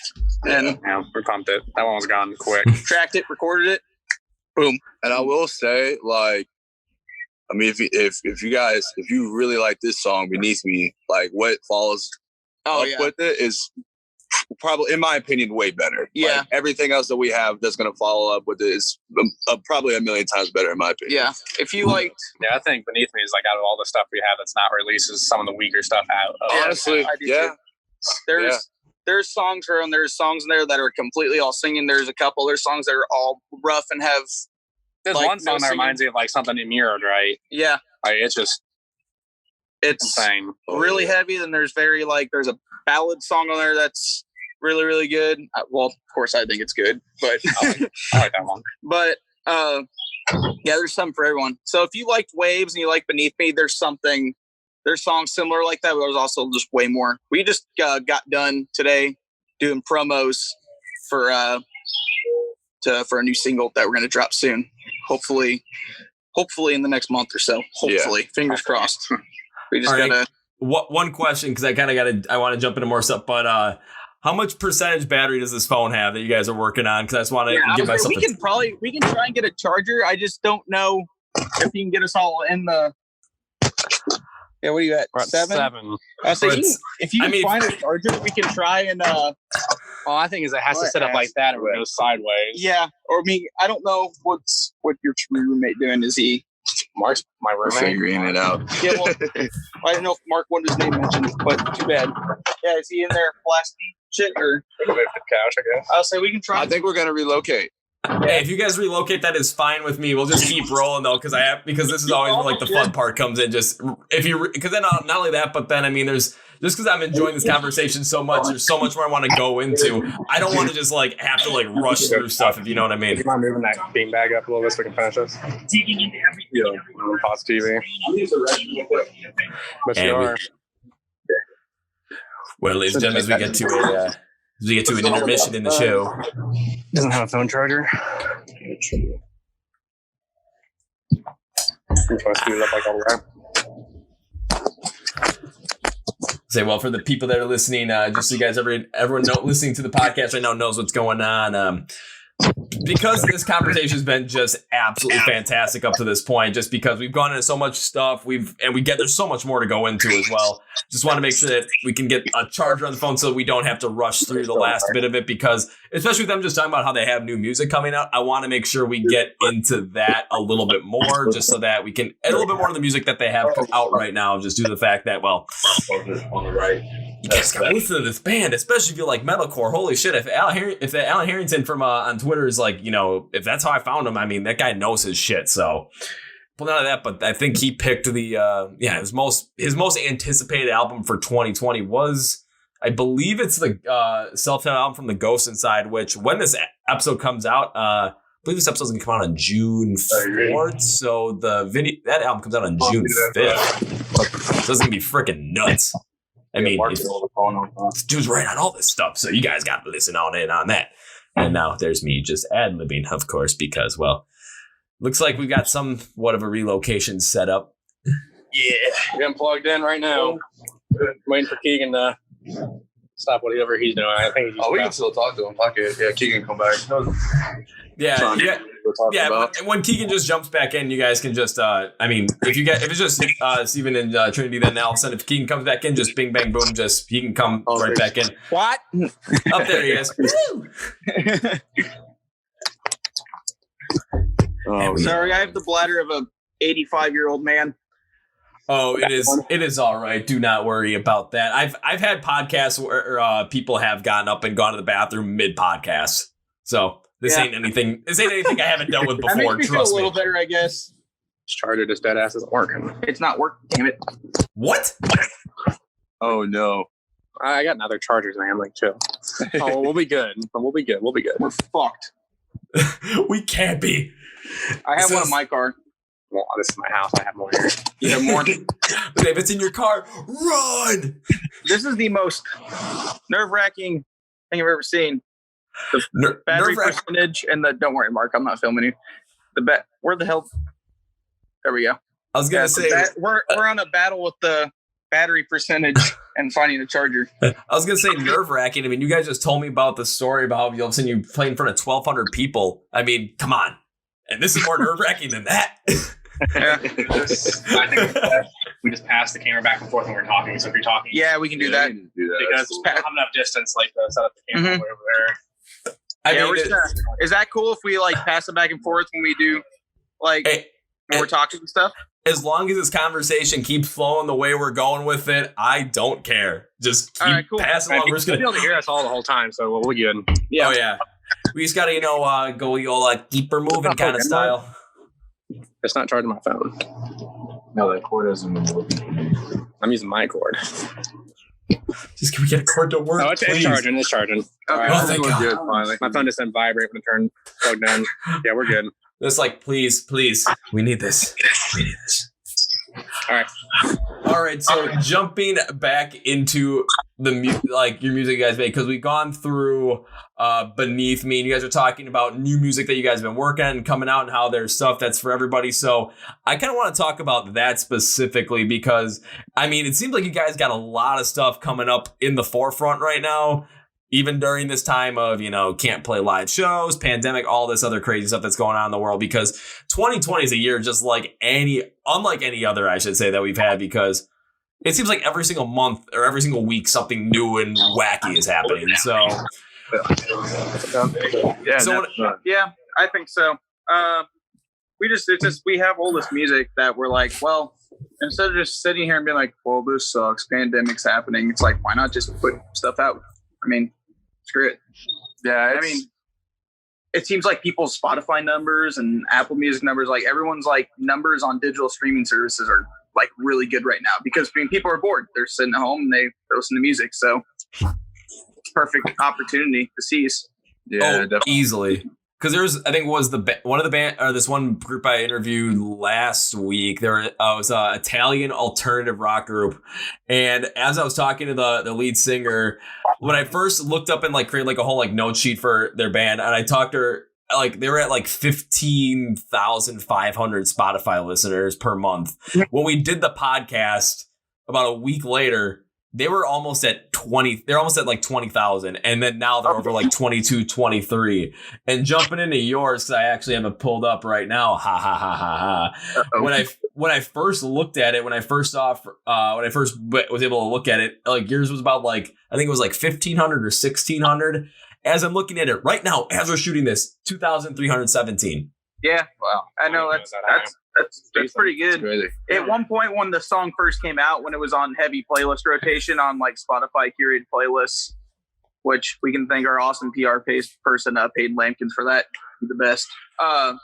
We were like 10,000 monthly listeners, but obviously once you get off that rotation, it drops down. But usually when it drops down, it goes down back to like your normal numbers. But we've been staying, like you said, at like a steady like 1,500 to like 3,000 for like the past like couple months, and I'm really excited. But yeah, I didn't think about that. Probably is COVID related, just people being bored at home. They're just listening to music. And none of that, but there's one thing I've been noticing from, especially, me being all entrenched in everything with everything that's going on in the world of music right now, especially rock and metal. I've been noticing some bands I always think of that are currently, I've made even a podcast about this like a month and a half ago, even during the middle of all this, like bands that are basically winning the coronavirus and winning the pandemic. What I mean by that is like bands that are doing something that is gaining the attention of people. Yeah. And it's always either new music coming out or just something completely and utterly different, or just making stuff that people want to see. So I've seen bands like August Burns Red. I saw Trivium do this, and it was just like when the band Red, like when new music came out, they didn't relent on the release date. Some like the band Red, they moved it up a week because that's what people, it's like, people during this pandemic, they want new stuff. So we're going to give the stuff that they're expecting a week early, or they're just coming out with great music overall. Take a look at the Ghost Inside. They were supposed to go on this whole tour, but all of a sudden it's like, oh, well, that's not happening, but they're still going to release their comeback album after the horrible bus crash. And that thing looks like it's going to be an album of the year candidate already. So there's stuff like that. On one of my stats, as I said, Ghost Inside's about to drop 2020 album of the year. I actually, like, just today, like a few hours ago, I've said that. So I'm glad definitely the most you agree. For sure, oh, yeah. I'd say. I think it's going to chart really high, too. Not just like, I don't know, just because of the anticipation. I think the anticipation is going to be, and I think a lot of people that are also in that same realm with like metalcore, hard rock, all the people that really work within there because they know the story about it. When the album drops, they're going to also be kind of like, hey, check out this album, check out, because the fact that Ghost Inside is back. So you've got bands like that, and then you've got bands that are doing stuff like, I got to use From Ashes to New for an example, because I think they're the band that's winning the most during this, because they're doing all these random covers or just parody songs. And they even released that single Panic at the middle of April. And that single sounds like it sounds like they just like channeled their inner Linkin Park and just brought it back to the forefront. Yeah. I was like, damn, this is good. And then you get other like artists or bands where it's just like, okay, they're doing something completely and utterly different than music. Like they're winning in other realms, like Ronnie Radke on Twitch right now, because I think he's like he's in like the top 10 for Twitch streamers right now in terms of subscriber count. Out of nowhere. Stuff sometimes. People give me shit about it, but I love Falling in Verse. I love Ronnie Radke. That dude's a musical genius. He's honestly king of the scene. I mean, like people. All those singles that Falling in Verse has released over like the last 2 years have been solid. Drugs, yeah, because it was like Losing My Mind was the first. Losing My Mind and Losing My Life. Yeah. Like, all four of those are absolute bangers. The mix, production, everything on it's fat. Yeah, dude, he's hasn't put out an album in like 3 years, and he's still number one on charts. Like, that's fucking ridiculous. Like, just for him not even being a mainstream artist, like, he's not being played on regular FM radio and stuff like that, like in heavy rotation or playing well, he is playing big shows, but like I want to say is he's not like a top 40 artist, and he's just he's killing it. I mean, millions of streams. I mean, like on certain things, I'm gonna post it. Like in the certain thing, like with the Twitch thing, he's just hacking culture because it's like that's where a lot of people's attention is right now, and he's making content where people want, like he's playing, like he's game streaming, you know, and people want to watch it, or like he's doing like reactions to people reacting to his videos, or doing reactions to other stuff that came out. Like there's one you might want, if you get a chance on YouTube, look it up because it's him reacting to a video that Finn McKenzie from the Punk Rock NBA made about him. I watched it. Yeah, it is fantastic when he goes off on that one guy. It's like, oh, some vegan publication that gives him an ounce of credit. I'll buy dinner. It's like, so Falling versus one of these hardcore bands. He just basically goes off on the guy. And I was laughing about it because all of a sudden he pulled like, is that a Barg's root beer open? Is that a Simple Plan poster? He's like, oh, beat your fucking ass, pushy. Like just going off. I'm like, I still love how he gets fired up over that stuff. Oh god, yeah, it's hilarious. And then you look at the singles too. It's like I'll put like Losing My Mind. I wasn't the biggest on that. I heard Losing My Life, and I was like, that was the one that kind of got me into Falling in Reverse. Drugs was awesome, and then all of a sudden when he dropped Popular Monster, I'm still on this because I remember the first month I'm like, this might be the best song of 2019. And I'm just like I was going through my list. I'm like, okay, because I got to make the video. I'm like, do I want to put this at number one? And nothing was hitting me the same as that. And I'm like, yeah, that's definitely the best song of 2019. Now taking a look, everyone's like, oh my God, it's such a great song. I'm like, fuckers, I knew it before you. Woo! Yep. Yeah, it's definitely sick. And I think like we've even discussed, you know, like since we have all this material, like should we do an EP? Should we do an album? Or should we just do singles? And we don't know what we want to do exactly yet. We're just kind of playing it. But I think we're just trying to ride the single train, like just trying to do singles because I mean, I feel like it's just the smarter move marketing wise, business wise to release singles. I mean, nowadays people have here too. My bad, I'm sorry. Oh, no, you're good. You gotta get Stevie in here. Shit out. Oh, hey. Yeah, now we're closer. But I think that talk about social distancing. But yeah, I just think like just singles is a smart route, but we're just going to do another single because I think, you know, we're not. I think one of the biggest mistakes we did as a band is we waited a little too long in between Waves and Beneath Me. Yeah. But you know, it's all good because I love both those songs. I think both of them are really great representations for us as a band. Definitely. Yeah, because when did you come out with Waves? Because that I know that was in 2019, but like what month was that? Was like September, October, early February. Oh yeah. Wow, it was like a year. Yeah, it was almost exactly a year. Yeah, so I can definitely see where you don't want to have to wait that long to release like your next single. But the other thing too is because especially again during the time we're in right now, just people are even with a couple states reopening still, and then other stuff that's going on in the world, like stuff that's going on in Minneapolis, St. Paul, the Twin Cities right now.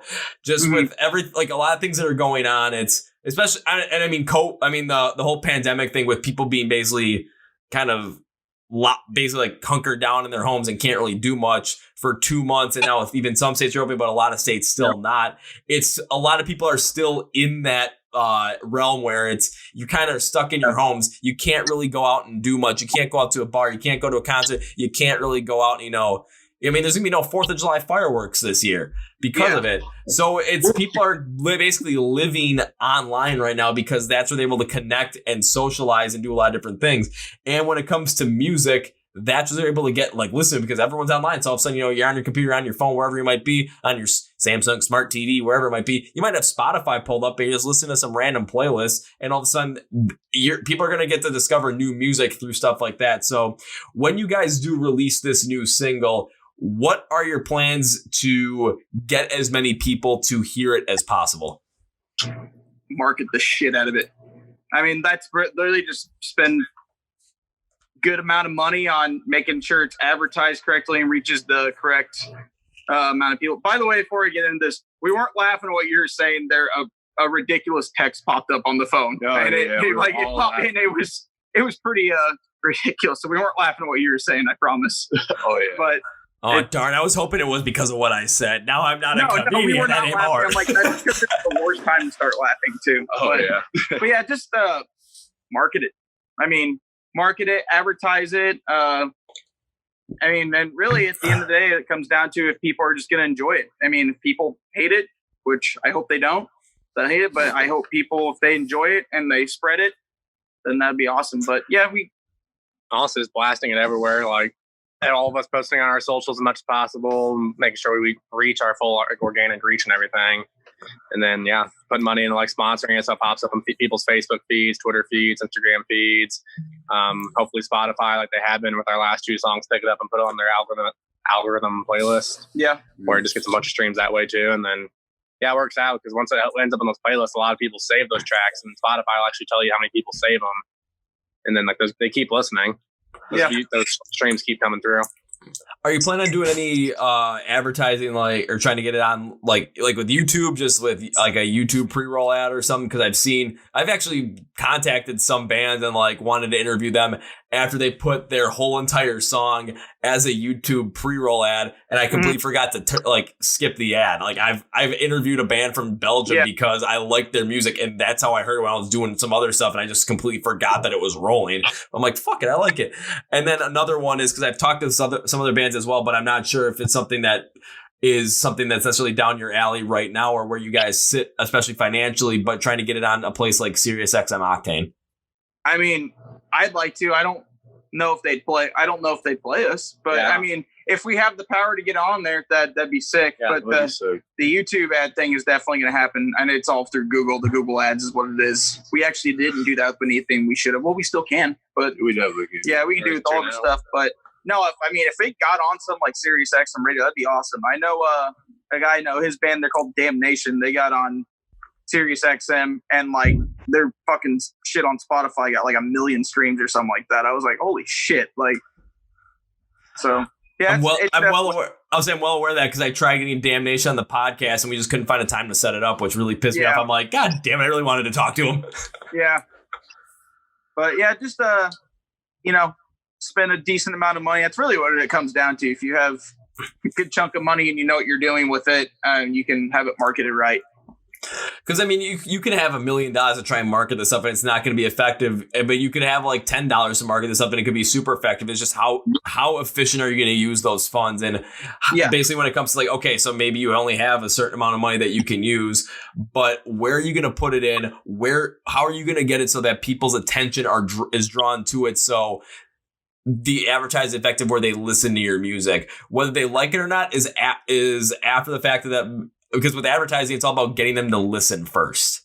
And then it's something where, like with YouTube ads or like Google ads or like Facebook ads, Instagram ads, because I mean, you can target pretty well on those when it comes to what, like with you, like Google ads, because I've been doing those for the podcast as well. It's like what areas of the world you want it marketed in, what areas even the country you want it marketed in, what type of people, like what kind of people's interests are you kind of going after? Or then like what on YouTube, like in Google, what keywords are people typing in that you want to have this overlaid on? And it's all about just basically putting the time, putting in the effort, putting in the research to do it. And especially with what Keegan was saying earlier when it came to like starting out with this stuff where it's you're working 2 jobs and then come back recording, then sleeping and then just trying to repeat all over. You really don't have that much time for yourself, but you're grinding, hustling it out. It's kind of similar where you just got to take that mentality and put it into something like this because I mean, it could be something where all of a sudden, it didn't go as well as we expected. However, it didn't go as well as we expected because we learned from this experience. Yeah, because like we learned why, and then for the next time we can maximize on that. Or from what you did with Beneath Me,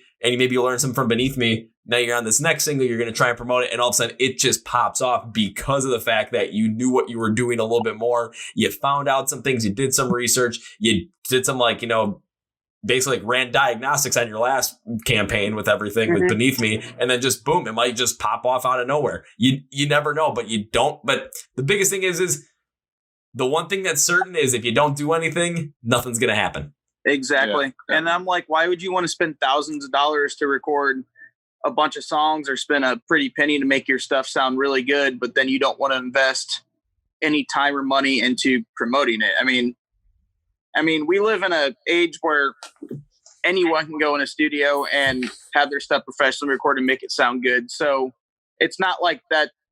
What I'm saying is like, it's not like, oh, you have a really good recording, you're one step above like everyone. Like everyone else is doing that. It's an oversaturated market where there's a bunch of bands all doing the same exact thing. So you got to stick out, and you also got to market yourself good because, like you said, otherwise it's just going to sit there and not do anything. And, that's just the unfortunate of it. I think I just made up a word, unfortunately. Yeah, that's put a it in the made-up fucking word. dictionary. Yeah. But when it comes down to it, there's two major aspects of it, especially with today's day and age. And it's, I mean, a lot of people is like, oh, just make quality music and it'll get noticed. There's a lot of bands out there that are making some high quality music. And that's very specific to people that like that kind of music as well, which is fine. But if you're just making quality music and you're not getting it out there for anyone to listen to, then who really gives a shit, honestly? Yeah. Because you can have a band could be making a song right now that I would absolutely end up loving. However, if all of a sudden, they just put it on Spotify or put it on Apple Music or something like that, put it on YouTube, and you don't really put any substance behind it, any advertising behind it, or anything that would catch my attention to make me want to go listen to it, I'm never going to find out about it. So the whole thing is not only making quality music, but then figuring out how to get, especially online, people's attention from what they're watching or what they're listening to just pop over to your stuff for a half a minute or a minute, because that's all you need to get someone to get locked in. Because I've had people just, recommend bands to me or things, or little ads that come up or just like posts like, oh, check this one now, check this one out. And I'm like, okay, whatever, I'll give it a shot. Why not? Listen on Spotify and I'll listen to the top song on there. And there's times I'm like, I really didn't give a crap about this. Let me just go one more and let me just see what happens. And all of a sudden I go one more. I'm like, holy shit. What the fuck? I'll even do stuff like I'll make a funny kind of meme or some sort of post or something that's super popular. It has a lot of reactions to it or comments, and then I would drop a link in that one. So most recent one, I said, as soon as this COVID shit's over with and we can all go back to, everything goes back to normal, quote unquote, I'm kissing everyone in the mouth, and I got a fuck ton of reactions to it. I'm probably going to go back to that post and drop the link, just weird shit like that, I don't know how effective that is, but, I mean, remember that one time a few years ago, whenever I said, if this status gets 10,000 likes, I'll get Chad Kroger from Nickelback tattooed on my ass. Yeah. And I got You got a shit ton. it got 3,000 likes, but it got over 1,000 shares. And I was like, you know what I'm going to do? Since it's just the likes are dropping, I'm like, I'm just going to completely just edit the status and put the link to Progressive Aggression. And I did do that. Oh, man. That's awesome. It did work. It got us an extra 1,000 views. That's sick. So that was a dickhead move on my part. And no, I did not get the Chad Kroger tattoo on my ass. Oh, darn. I was going to say, if you did, I was going to expect to be I need to see this right the fuck now, because that would just be hilarious. But when it does come to memes, like you're talking about, I do something similar, every time I post an IGTV video, just to kind of just and of course, now on Instagram, oh, you can post it to your, basically you can post as a normal post, but it'll just be a 1 minute preview of it. But beforehand, I wouldn't do that. So no one would know it came out. So I'd always end up trying to come with some weird, wacky meme just to go along with it. My last one was watching your IGTV video, ... Ricky Bobby didn't. It was just Will Ferrell's Ricky Bobby, just this with the American flag behind him. I always just get inspired from the most random stuff. I was watching the movie White Chicks a couple weeks ago, and all of a sudden I literally put one with Terry Crews singing 1,000 Miles by Vanessa Carlton, because that's just funny as all hell. Plus, who's not interested in Terry Crews na-na-na-na-na-na, and I need you, miss you. Who's not interested in that shit? All right, the one I want to do was, my name's Ricky Bobby. If you don't watch a new IGTV video, then fuck you. Yeah. I'm Ricky Bobby. I listen to Broken News. If you don't, fuck you. There you go. You can use that one, because, of course, it's Will Ferrell comedy. Who doesn't fucking like it? Especially Talladega Nights. It was fucking hilarious.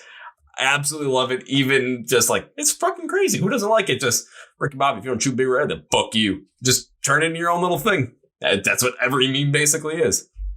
I was at work the other day, and there's a kid who told me, he's like, yeah, I don't think Will Ferrell's funny. He's like, it's just humor that's just stupid. I'm like, I'd have fucking slapped the shit out of you. I'm like, of course it's stupid here, and it's fucking funny. I'm like, fuck you. I'm like, who doesn't think Will Ferrell isn't funny? I'm like, God. Yeah. He's the best. Or another one you can always do is something like, you miss 100% of the Broken You songs you don't listen to. Wayne Gretzky, Michael Scott. Because I've done one like that before. I'm just that was probably one of my favorite ones I did, and I actually got a good amount of reaction off of that. And I'm like, hell yeah, just keep going with it.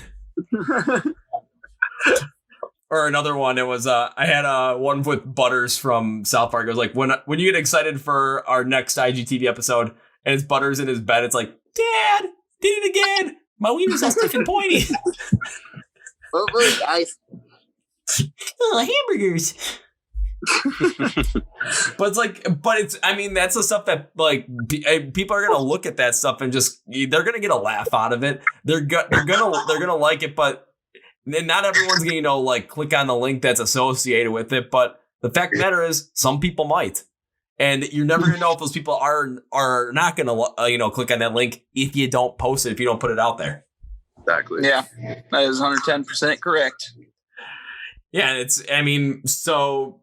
And you said that your next single is going to come out like sometime like in the next like month or two. Was that correct? Yeah, hopefully. I mean, I don't see why it shouldn't unless something absolutely fucked up happens. But you got to get with our PR person and just discuss what we want to do it, what we all need for content and whatnot. It's a whole process. I mean, I wish we could just drop it, but I mean, that's why we're doing. We got a music video done, we got promos done today, so we're working on it. We're trying to get out as fast as we can. You're trying to get it, but you got to make sure that when you're getting out with the best quality that you are, yep. and with the best chance for more people to listen to it.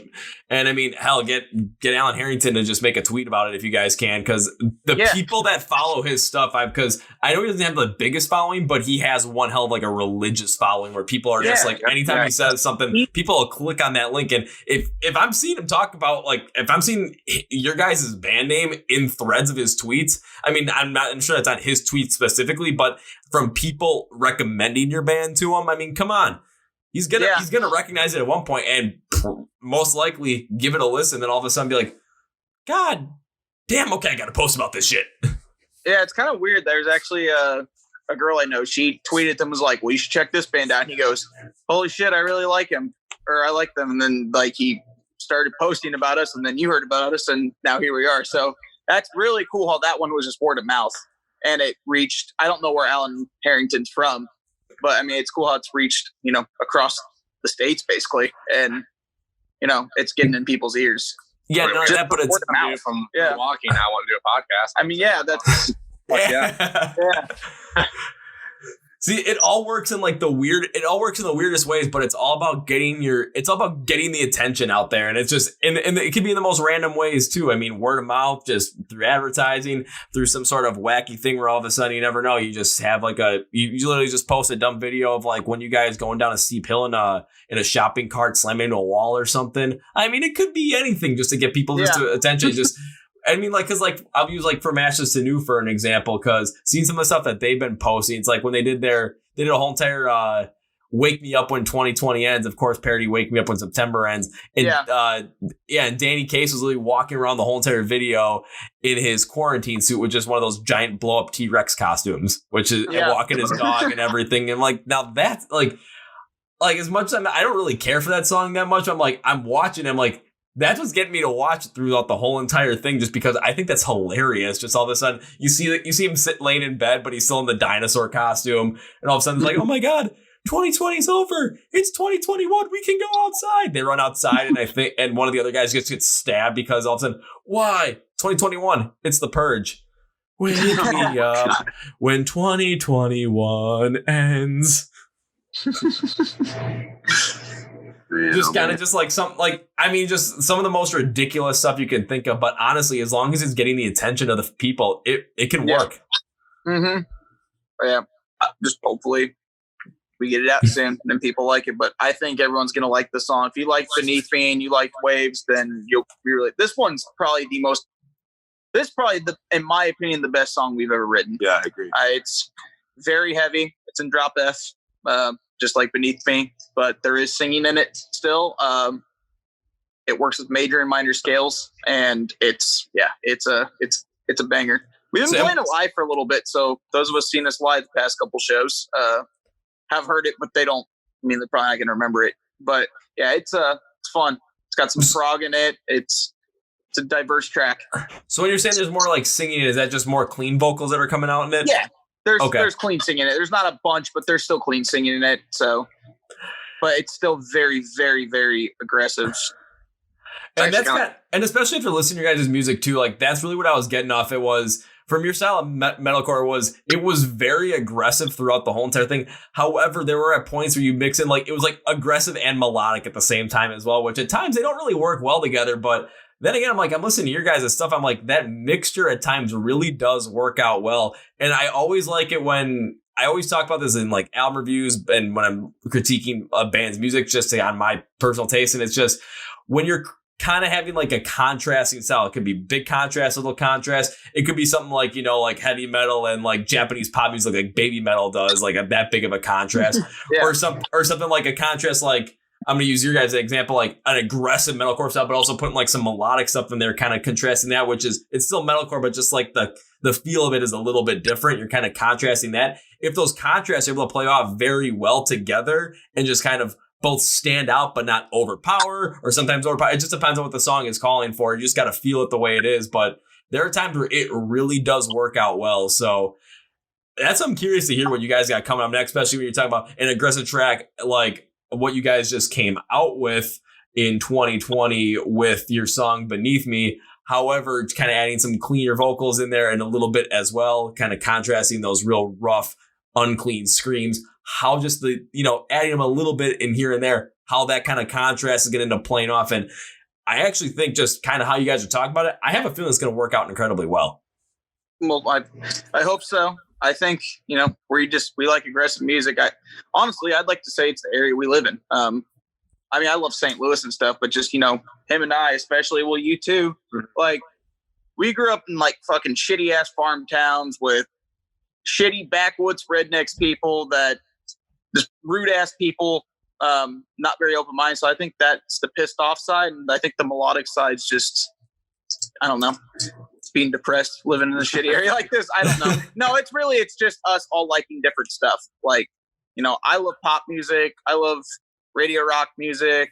I know you like shit like Backstreet Boys even, stuff like that. Yeah, and sure. I love Demi Lovato, and you like a lot of different stuff too. I mean, really, honestly, you're a big EDM guy, aren't you? Yeah, I love EDM. Yeah. It's supposed to be EDC like 2 weeks ago. Yeah. So we just try to combine all our favorite like styles, and it happens to be pissed off music, but also melodic. So yeah, but then one other thing you guys can do too is, especially with having fandoms with other kinds of music as well, like pop, maybe it's like, boy band style music and then some EDM stuff in there as well. You guys can kind of potentially somehow find a way to mix some of those influences in with your hard style or your hard aggressive style. But what I mean by that is just because, especially if you're going to, you don't want to end up like creating a song that's going to sound like, it came off of like an NSYNC record or something, because that's just, yeah.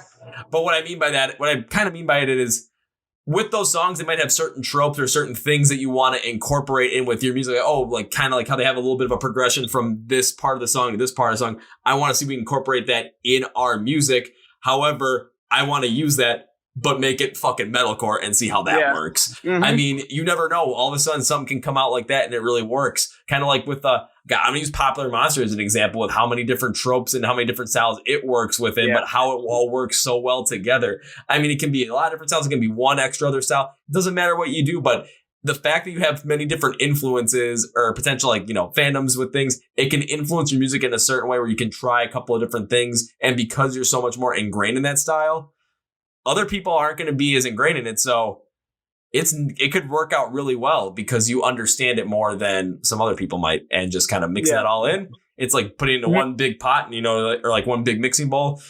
Turn on the mix master, just going, yeah. Next thing you know, you got delicious cookies coming out. But then you might not even need to cook. You might not even cook them. Be like, this is better raw, cookie dough style.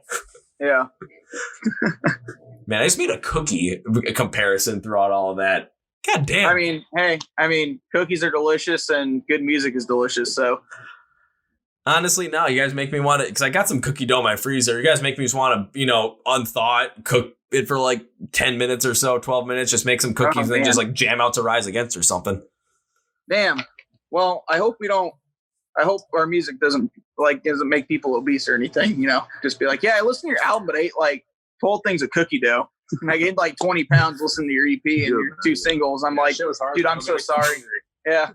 Well, I told you after listening to Beneath Me and the fact that I was like, dang, I'm kind of disappointed the song came out at this time because this is the perfect song to just go crazy in a mosh pit too. I don't think it's gonna make people obese. I think it's gonna make people want to just go out there and just go and try and start a mosh pit in the neighborhood. People in the pit, not just cookie dough.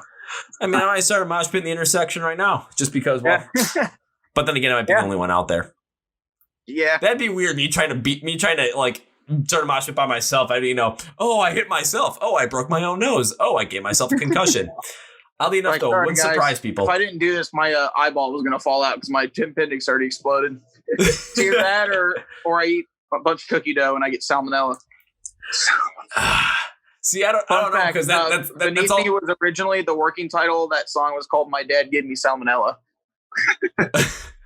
That sounds it's a long story. I won't explain. It's just it's not a personal experience. No, it was just it's a stupid ass. It was a stupid ass video on a stupid ass website we found when we were hammered recording it one night, and it was we thought it was funny, so we named the working title that, and then I don't know. I mean, it kind of sounds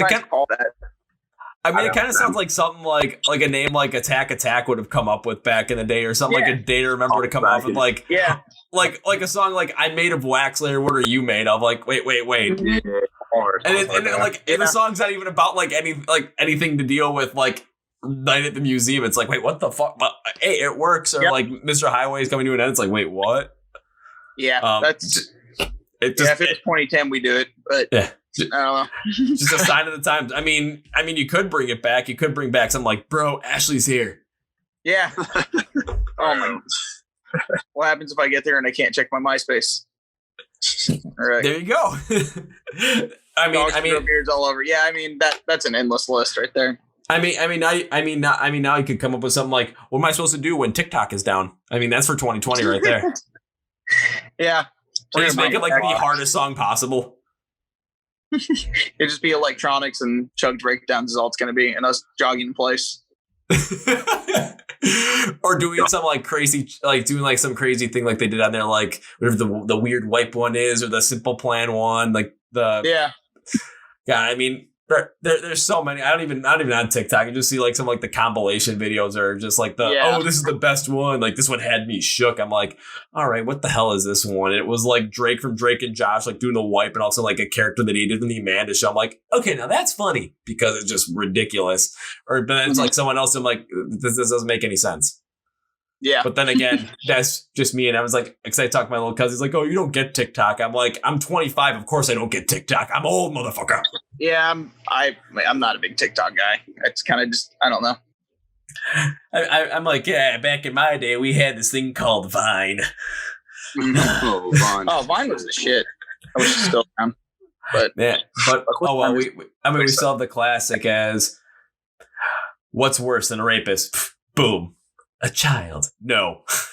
Oh man. That was like the most classic, like funny Vine they ever came up with. Anybody ever did. Yeah. By the way, I'm not trying to cut you short, but we have probably till about 7:00 because Stevie's roommates are coming home and they got a bunch of shit to do like around the house. It'll be like loud as hell and stuff like that. If that's cool. That's fine. I mean, we've already done an hour and 45 minutes, so I mean, we can we can wrap it up here if you guys want to. Because if you have more questions, we'll bang them out real quick.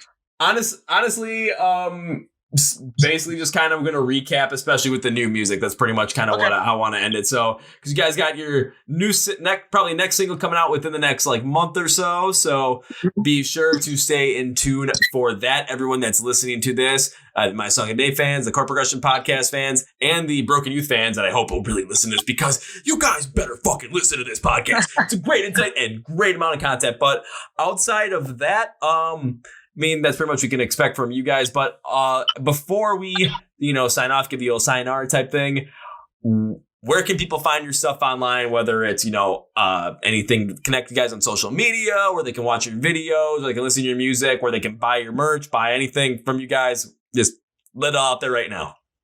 Well, Spotify, Apple Music, everywhere music is digitally streamed. It's available everywhere worldwide. You can check on there. All our streams are Broken Youth STL. So it's all our handles for everything. That's where you can keep in touch with us.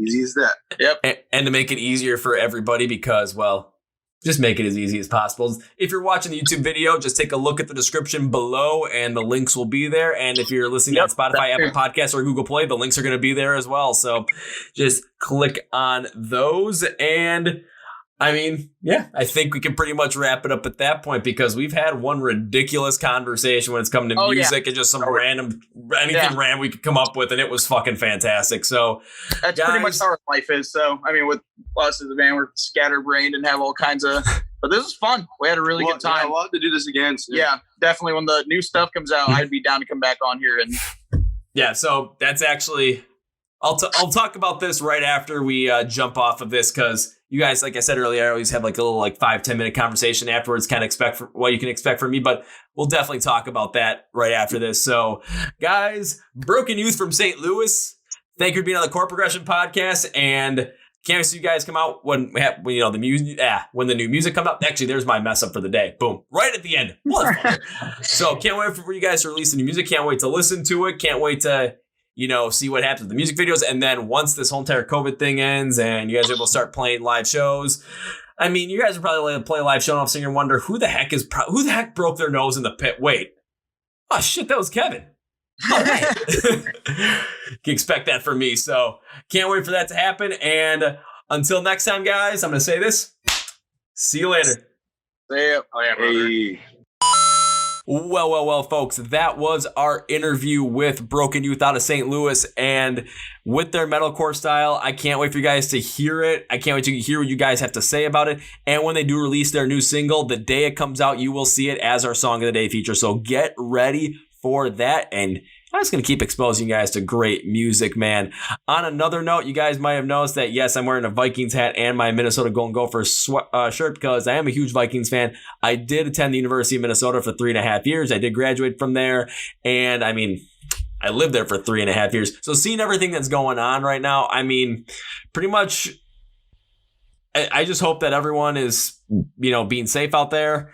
And that I can tell that there's going to be a positive change that comes through this because of how big this is. Because this is something that you can feel the momentum of it, especially here. And just because I live there, I love the city. At times I do wish I was back there, but I do live in Milwaukee right now.